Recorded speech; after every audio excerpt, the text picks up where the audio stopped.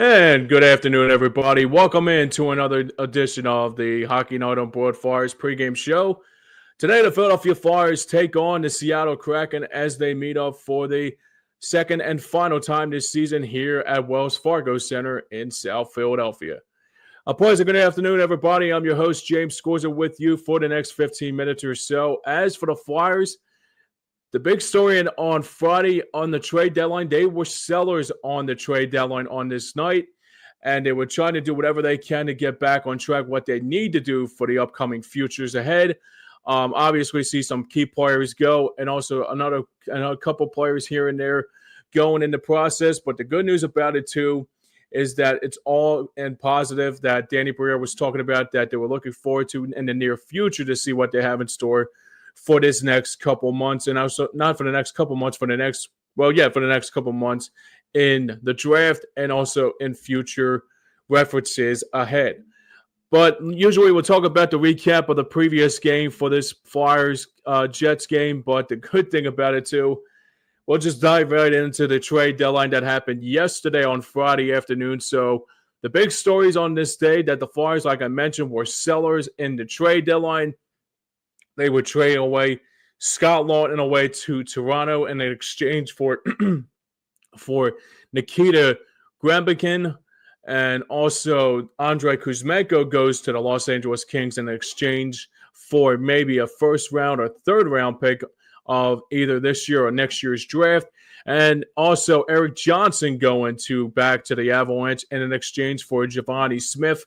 And the good news about it, too, after the trade deadline, the Flyers got some positive out of it before we know it. The Flyers got back also in those trades of Laughton, Kuzmenko, and Johnson. They have a first-round pick and a third-round pick and also a seventh-round pick coming up in 2027. The first-round pick, I think it's either this year or next year. And the third-round pick, I would be expecting more the same here for those two players in both Laughton and Kuzmenko. The good news about it, too, for the Flyers is that they played. The one thing I was really happy to see when Danny Briere was talking about it yesterday on his press conference after the trade deadline, talking about that down the road he wants to see players coming, like basically the players that he has now are going to be future players coming up in the next couple months or so, or the next few years or so, because the push is to try to make back the postseason. Obviously, today is another tall test for the Flyers coming into this game today as they take on Seattle.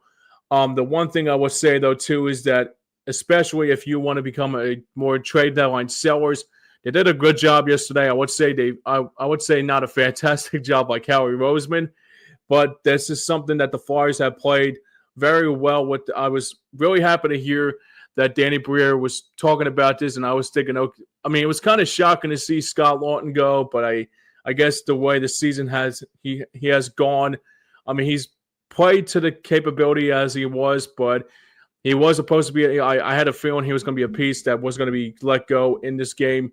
I'm not let go in this game, but let go in this. With this Flyers team, the little bit of a shock to me was to see Andrei Kuzmenko go to the Kings. Right now, I think will be a good fit for the Kings, and also Eric Johnson. Like I mentioned, I always talked about him being a healthy scratch, and I expected him to also be a part of the trade deadline because obviously all the games he was a healthy scratch. I would expect him. He was a piece that was going to be in the process of moving in the trade deadline. And the good news about it, too, it all came back in good favors as well. Like I mentioned, a very good positive to come out of it, that they got a first, third, and a seventh round pick out of it. So if you want to point about that, I mean, the good news about it, too, is that the Flyers are moving in a positive direction. And hopefully the other good news is that I brought up on the show on Thursday night against the Winnipeg Jets on the Thursday night on March the 6th, this Thursday rather. I talked about that I was worried about Flyers defenseman Rasmus Ristolainen was going to be a trade partner in the trade deadline, but it was good to know that Rusto is sticking around with the Orange and Black, but probably he'll be a trade partner probably in the offseason. But the good news right now, it's good to see number 55, and also I was big on him a couple years ago when the Flyers got him. Obviously, He's not one guy he's one guy that's good for your power play and also good for your defenseman and all that. So it's good to know that Rasmus or Rusto, like people call him, it's good to know he's sticking around for the next couple years or so. So I'm happy about it. I'm really happy to see the Flyers looking to try to move into a positive direction of trying to go into the postseason. Obviously, right now, basically saying that this season's a lost cause. Obviously, if they make the playoffs, they make the playoffs. I mean, nobody would expect them to be in the postseason, but it's all about what's going to happen in 2025, 2026, maybe, and future efforts is ahead, maybe into 2026, 2027. So there's a lot to be positive about. So I'm really happy to see the Flyers move into that positive direction. So kudos to Danny Briere on I won't say admirable job, but it was a very, very well trade. It was a very good trade. It was a very good trade deadline for the Flyers here in this game. Here on that, there's nothing to be. If anybody's not happy about this, people need to understand something. This is not supposed to be a Stanley Cup team yet.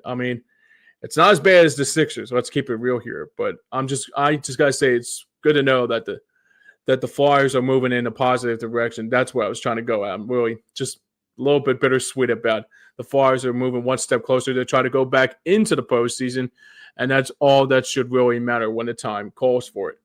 All right, speaking of key matchups of the game, let's go into our key matchups for this game here today. So the Flyers, after, like I mentioned, becoming sellers at the trade deadline, they also brought back a couple players in the process from the Lehigh Valley Phantoms. Alel Excel back with the orange and black today, along with Rodrigo Abduls and also Emil Andre, who have we seen a couple times here and there. And also this will be a chance to see what Alel Excel has in store after having a very good year up in Lehigh Valley, rather.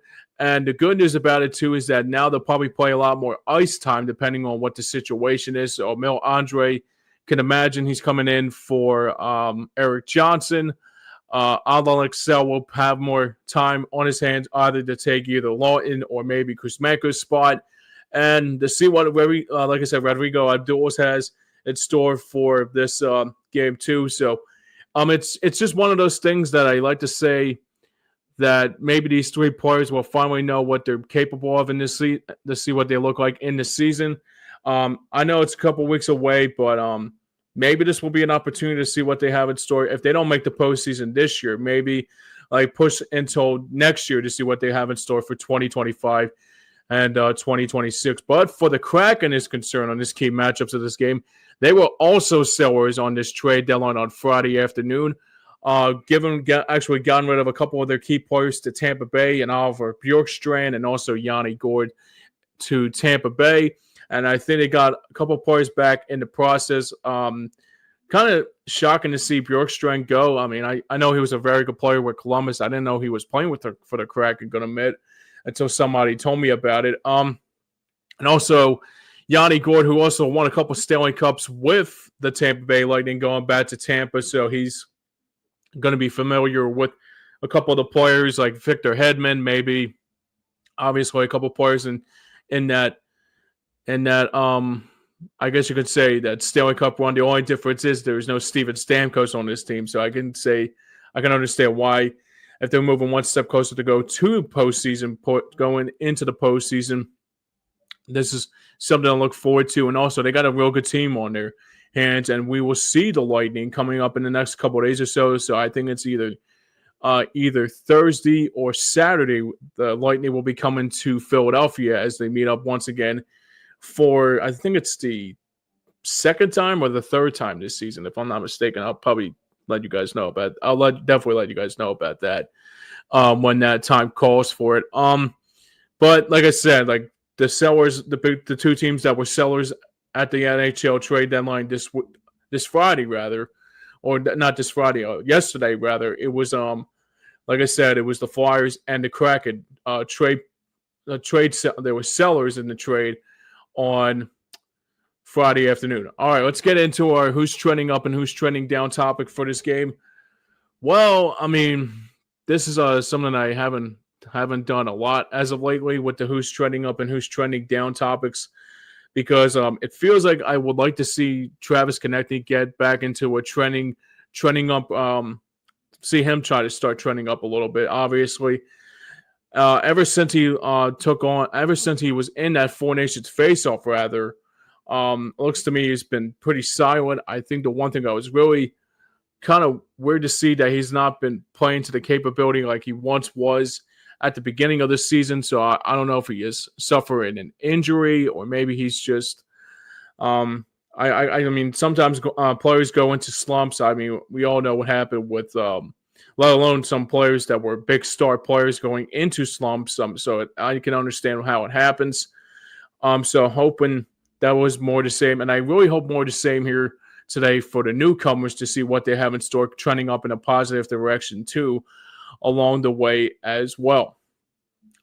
But for who's trending down, this is a tough one, but it's not really tough, but it's a little tough because it's the big story that's been going on in the last couple games or so, and that's been Sam Ersat's inconsistency. Woes going back to the last couple games since he played. He played very well in the Four Nations face-off, like I brought up on the post-game show on Third Line Jordan a couple nights ago, saying that after that Four Nations face-off looked like he's starting to get really tired or exhausted, or either that it's been a long season and and trying to become the starting goaltender he is, and he has to play more and more games. But maybe it's like a little bit of critiqueness, maybe Evan Flow, maybe something. I mean, obviously I'm not saying that Ersat's a guy that is was not a trade piece in the trade deadline, obviously, but just seeing him really struggle like this has to tell you all you need to know about what's going to be like, especially when you have either Fedotov or maybe Kolosov. So right now, this is the true, the epitome of the business. Like you don't have one goaltender. If you don't have one goaltender, that's probably majority of your problem. Because I wouldn't say it's a goaltender problem, but it kind of is because the Flyers have had this goaltender problem for so long. Probably going back to Ron Hextall, going to admit. But the other thing too is that this is going to take a while for the Flyers to see what they have in store for goaltenders. Maybe down the road, if there's a player in between that is looking to try to get traded to a team that look like could be a good odds-on contender, maybe for example, if it's a big goaltender that's out there that could be on the market. Obviously, they thought. I mean, I remember last year was either Jacob Markstrom of the Devils or Winnipeg's own Connor Hellebuck, but. The other thing too is that maybe you have to you just have to accept the fact that sometimes goaltenders are basically it's a different league than it was a few years ago, but this has been going on for quite a long time. So the Flyers have had this goaltender problem going back to it like I said a long time. We're talking almost 30 years going back when Ron Hextall was a goaltender for this team, and also. Getting this team to a Stanley Cup final back in '97, and it's hard to believe I haven't seen a goaltender yet that has been the key piece. I mean, we thought about it before with Briskalov, that didn't go the way we expected, and the one that got away that we don't have to say. But Sergei Bobrovsky was another guy that could have been in the line for the Flyers to build around. But obviously, he didn't develop, and we traded him away, and then we made Briskalov the goaltender, and. Well, then the whole situation. So, I guess the last time the Flyers had a goaltender was relevant, and probably since Hextall was probably Brian Boucher. But like I said, it's been a long time coming for the guys in orange and black. So it will be interesting to see what they have in store here today for this upcoming matchup. All right, let's get into our injury report here before we wrap up here. So. For the injury report, there's only one injury to report in this game here today, and it will be Garnet Hathaway back. I would hope he'll be back in this game here today, but I can bet he's still suffering from that concussion that he suffered back a few nights ago, before this losing streak started to trend down in a negative direction, rather. So I expect it will be Garnet Hathaway in the. He's one guy that's coming on the road back, but it will take some time to see what he has in store for this upcoming. I mean, if he comes back soon, that'll be really good to know. Maybe they'll probably just shut him down for the rest of the season because obviously, if you're trying to make a postseason push, I'm not saying Garnet Hathaway is like if you lose him for the season, I mean it's gonna kind of suck a little bit. But the difference is that maybe the Flyers, what they're trying to do is try to figure out what they have in store. So like I said, the only injury that is going to be capable of missing time, and that is going to be Garnet Hathaway. And the other two were either Eric Johnson or Nick Delorier. Nick Delorier looks like he's back to full 100% after he played a couple games here and there. So it was good to see Delorier back on the ice. And the Phantoms sending down Alexei Kolosov to the Lehigh Valley Phantoms, and that's probably why they brought up Abduls, and also, like I mentioned, who's the other guys I brought up here? Give me a sec. Okay.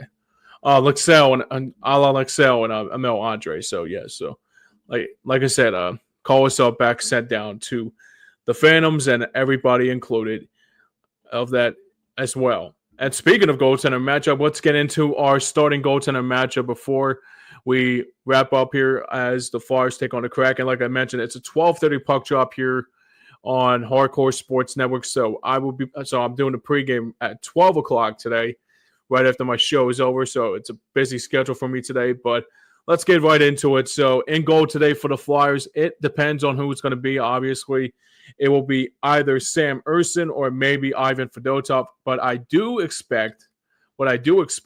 think Ivan Fedotov will be the guy in goal today for the Flyers because they got a back-to-back tomorrow around the same time tomorrow afternoon at 1 o'clock p.m. as they take on the Devils. So I can expect Ersson will be in goal for this game.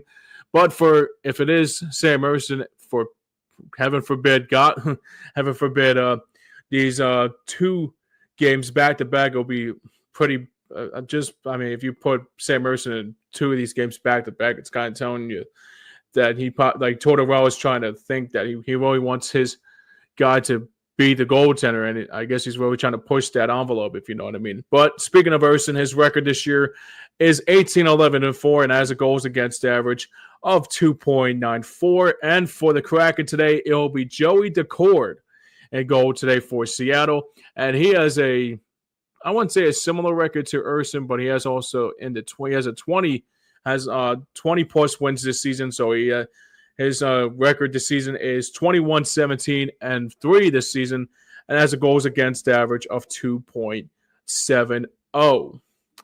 And for my final predictions in this game here today, I guess I expect a little bit of a positive to come out of it here today. Obviously, they got the Devils coming into town tomorrow, so it will be something to see what they look like in this game.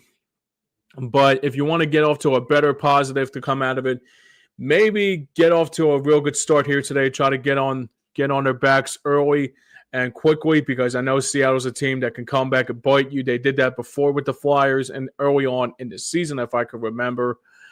And if you can try to get back on track with this team here today, and also if you can try to get back on a winning streak a little bit, maybe it'll do some good in the process as well. All right, that's going to wrap up our portion of the Hockey Night on Board Day edition of the Hockey Night on Board Flyers pregame show. But remember to stay tuned after the game for the Third Line John Flyers postgame show. Pat Bernard's got you covered on this important Saturday afternoon, and got you back tomorrow again on Sunday. So I'll be back again once again for the pregame show, and the Gobbler will have you covered after the game goes final, right after the Flyers today against the Kraken and tomorrow against the Devils. And speaking of which, I'll be back again first thing again tomorrow at 1 o'clock p.m. between the Flyers and the Devils. I think this is the fourth and final time this season the Flyers will take on New Jersey. And after that, we'll probably see them if they get into the postseason. If the Flyers do get in the postseason, they'll be seeing them once again. But that will be, again, a 12:30 Hockey Night on Board Flyers pregame show at 12:30, and then 1 o'clock puck drop. So it'll be a half hour later tomorrow, and that'll be a 1 o'clock puck drop on TNT and also on Hardcore Sports Network. Now for everyone behind the scenes and for everyone that made it work here. And thanks everybody for tuning in and thanks everybody for watching. I really do appreciate it. And this has been the Hockey On Board Day Edition Flyers pregame show. I'm your host, James Scorza, saying thanks for watching. And until then,